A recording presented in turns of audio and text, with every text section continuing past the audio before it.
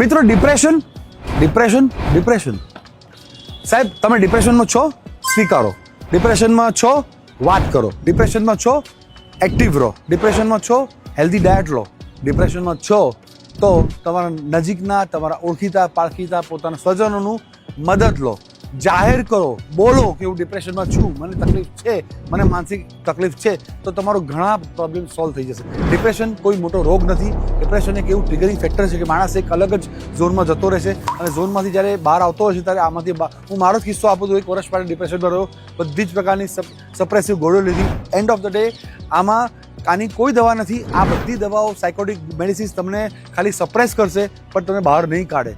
You have to be active. તમને જે ગમે કરો, તમે ઝાડને પાણી પીવડાવો, તમારા ડોગને ફરવા લઈ જાઓ, ગાયની સેવા કરો, ગાર્ડનિંગ કરો, વોટ એવર. આ એક ટ્રેન્ડ, એક સમય હોય છે, સેરોટોનિન લેવલ્સ તમારા માઇન્ડના હલતા હોય છે કે થોડું કેમિકલ લોચા જેવું કહીએ ને આપણે, મુન્નાભાઈ MBBS કહે છે ને કે કેમિકલ લોચા, એ કેમિકલ લોચા એકવાર દૂર થઈ જતો હોય છે તો તમે શ્યોરલી બહાર આવતા હો છો. So guys, take care of yourself, meditate well અને શાંત રહેવું. કોઈ બી સિચ્યુએશનમાં પેનિક નહીં થવાનું, વધારે વિચાર કરવા નહીં. અને સાચું કહું, અત્યારના સમયમાં એટલું જ કહું, બહુ વધારે વિચારો કરવા નહીં.